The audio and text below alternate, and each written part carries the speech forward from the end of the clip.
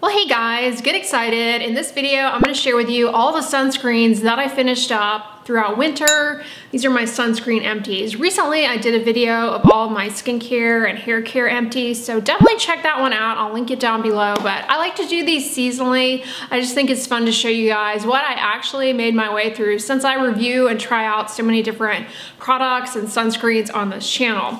All right, this was a what year are we in? 2021. Sunscreen favorite from last year. Now we're in 2022. Anyways, this is the Avene Intense Protect sunscreen. A viewer from France sent this to me, and it's a chemical sunscreen. It's very moisturizing, but it's not greasy or shiny. It's water resistant. It didn't burn or sting around the eyes whatsoever. Really comfortable to wear. I loved it. It's honestly one of my favorite sunscreens.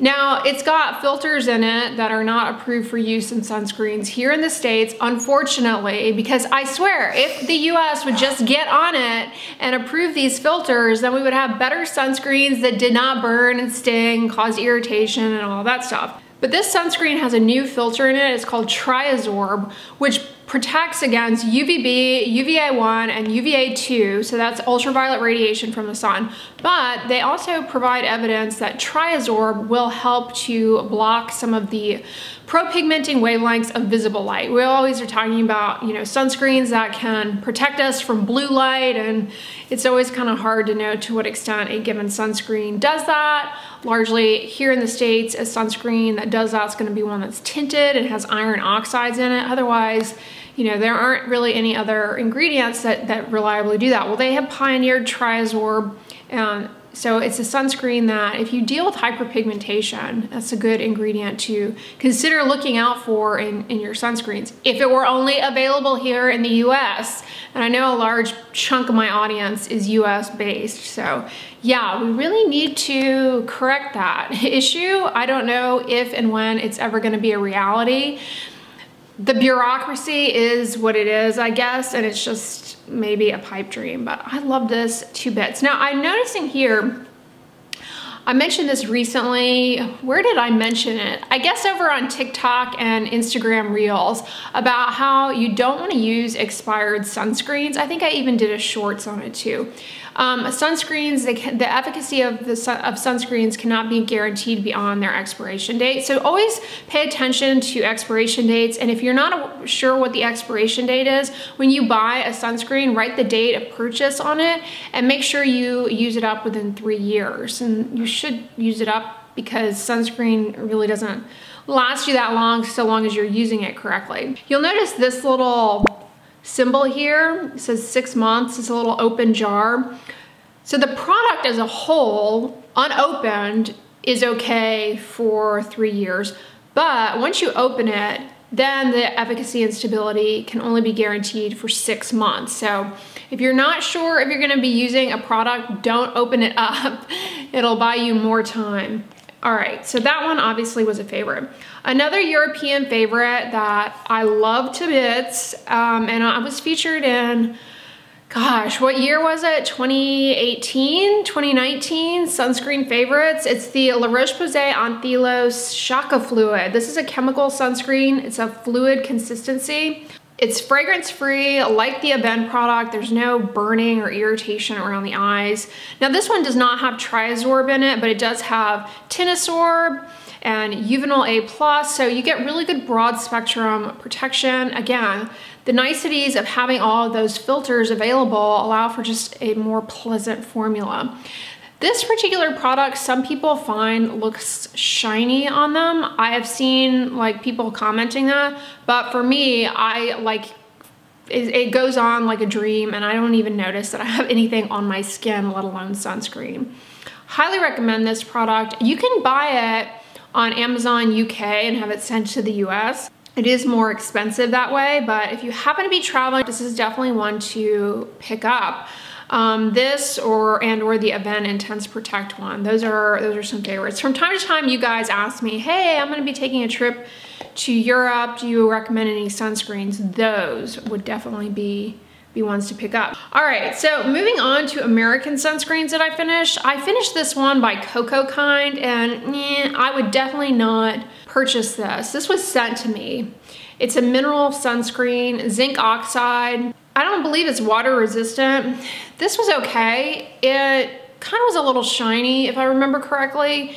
I finished it up pretty quickly, just as kind of an everyday moisturizer with sunscreen. It does leave a bit of a white cast.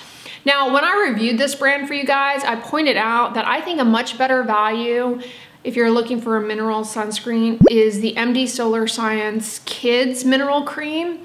I think that one looks the same as this on the skin. That one is a higher SPF. That one is water resistant. I feel like that one's a little bit cheaper. Anyways, they're both vegan. They're both cruelty-free, both the MD Solar Science and this one. This is just one that, I don't know, to me it's not bad, but it's not one I would purchase myself. Now, this is a mineral sunscreen that I really enjoyed. It's the Isntree Hyaluronic Acid Natural Sun Cream. This brand is a Korean brand. And this particular sunscreen, now it does leave a white cast, but it's not too bad.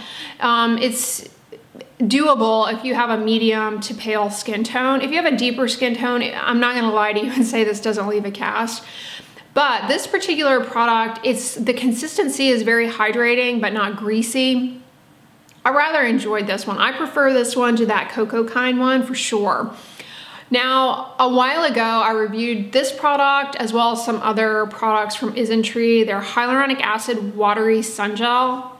Really like that one. That was a chemical sunscreen. I think I shared that in my last empties video. So I'm glad I made it through this one because, like I said, you wanna make sure you finish these by their expiration dates. This one, as a side note, looks like it expires February of 2024. Sunscreens, they're usually good for 3 years. But coming back to that, this Isntree one, it even has, I don't know if you can see that, it even has a little thing here where you can write the opened date. I think that's a great idea.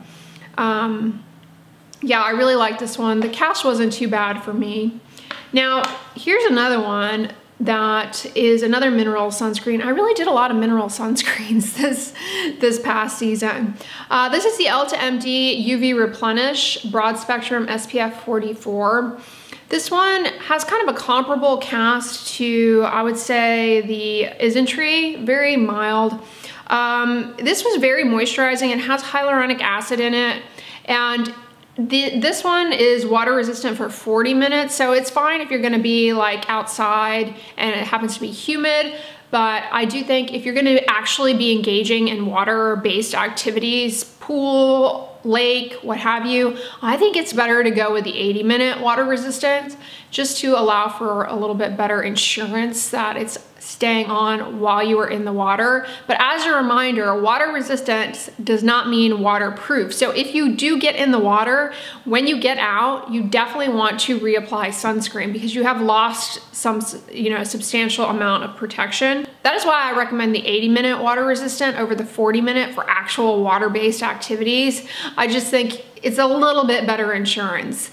Now, the 40-minute, however, I think is a good option if you're gonna be doing stuff that gets you, where you're really sweaty. EltaMD is a brand that I go back to time and time again. I first discovered them when I was in medical school, and I've always loved the UV Physical. That's actually my favorite. It's a tinted mineral sunscreen. This one, kind of similar, only non-tinted, but I actually really like this a lot. It's fine if you have dry skin or if you have oily, acne-prone skin, or if you're somewhere in the middle. Honestly, trying to find a sunscreen for dry skin, oily skin, combination skin, I honestly just beg you to try some of them out and ignore the whole oily skin, dry skin kind of marketing. Just try some out because it's honestly so variable from person to person what ends up looking shiny or what ends up being drying. For example, some people, they find that zinc oxide is just drying for them. I've never had that be the case for me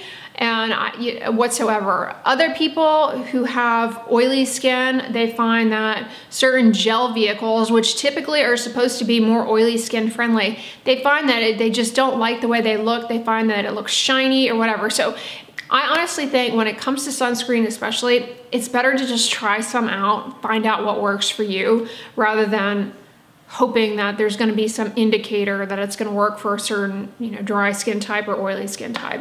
All right, that is everything that I went through in terms of face and body sunscreen. Throughout the winter, I didn't really need to use much body sunscreen, if at all.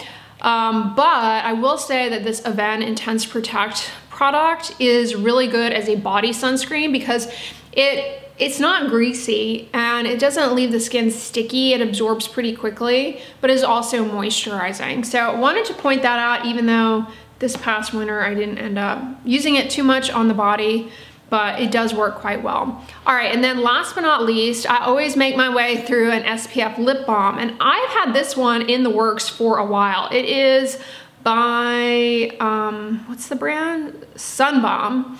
And highly recommend this. Y'all know I'm a huge fan of the Vanity Cream Lip SPF. I always forget about this one by Sun Balm though. It too is a mineral lip SPF. It does leave a bit of a cast on the lips, but it's moisturizing, it's not drying, there's no flavorants or fragrance added to this. It's very no nonsense in that regard.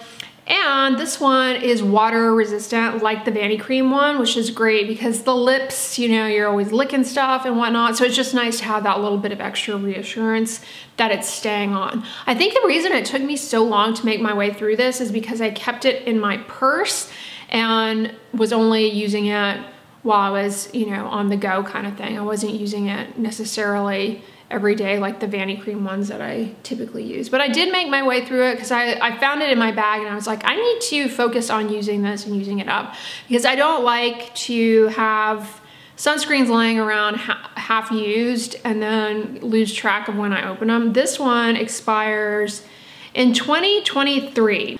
Yeah, wearing sunscreen on your lips is really important. I find like people ask, can I just put like this on my lips? You certainly can, but for me personally, I find that a lot of times if I use a face or body sunscreen to my lips, it's kind of drying and irritating. I prefer to stick to a lip balm product. I just find that it goes on better, stays on better than a body product, but you certainly can. And if it's all you have available to you, then definitely use a face or body sunscreen on your lips. But the lips, they don't have as much top layer. They really don't have any stratum corneum as that top layer. And so a lot more UV gets into the skin of the lips, contributes to wrinkling around the mouth. I always put my face sunscreen though, like all around my mouth. And then I just use the lip balm to my lips. But yeah, definitely don't neglect your lips. It's some of the most neglected territory when it comes to applying sunscreen. The ears as well, the forehead, a lot of times people forget. Now, if you wear a broad brimmed hat, which you should, you will get some protection for your forehead. But remember, UV rays, they do reflect up off of surfaces like sand especially, and so you could still get sun on your face even if you are wearing a big hat that gives you, shade. So definitely always wear sunscreen on the forehead. Make sure you check out my video that came out this month on the UV index and how to use it as a tool to forecast your sun exposure habits for the day. I happen to think it's really a useful tool. Like today it's like really nice out. I'm probably gonna go out after this, but I do think the UV index is probably going to be around 8. So I'm definitely going to take a hat. I always do. Lots of sunscreen, and I'm going to make sure that I'm in the shade and I'm not gonna be out too long. And then I might go out later on in the early evening when the sun starts going down. So definitely check that out. I'll link down below in the description box where you can download the app from the EPA. Some of you guys were also mentioning some other apps, so thank you for sharing that. Maybe comment again in the comments section what those apps are. But I will link the one from the EPA, not sponsored by the EPA, that's for sure. But with it being spring and then it's gonna be summer, you're gonna be wanting to spend more time outside. I do think it's a really handy tool because if the UV index is gonna be 11 plus, you know, you may wanna reconsider how much time you're gonna devote to being outdoors that day, especially during the midday when the UV rays are most intense. Let me know in the comments though, you guys, what sunscreens you have been using and loving, and you know, hopefully reapplying and not, you know, having any burning or stinging around the eyes. Share in the comments. It helps people out. Finding sunscreens that work for you. It's a journey. These worked really well for me, enough that I finished them up. And I have a lot of in progress sunscreens. Right now, I'm currently really loving that Isntree Age Defense Hyaluronic Acid sunscreen, SPF 50. I've also really been enjoying the Hero Cosmetics Mineral Sunscreen as like an everyday moisturizer. I prefer that one to this Cocokind one, much better. And I love that R&R Sun Serum, the tinted mineral fluid. I talked about sunscreens expiring, but just to remind you guys, sunscreens don't hold up well in extremes of temperature. So don't leave sunscreen in your car. If it gets too hot or if it freezes, it's no longer effective. But here in Texas in the summer, it gets so hot, I don't order sunscreen because everything that comes to me is always like really warm in the summer.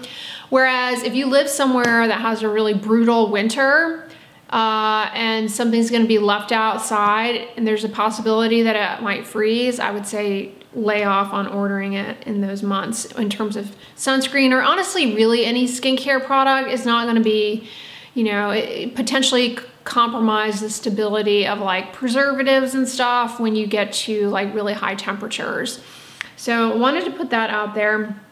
I hope you all enjoyed today's video. On the end slate, I'm gonna put my skincare empties video, so definitely check that one out. But if you like this one, give it a thumbs up, share it with your friends, and as always, don't forget, sunscreen and subscribe. I'll talk to you guys tomorrow. Bye.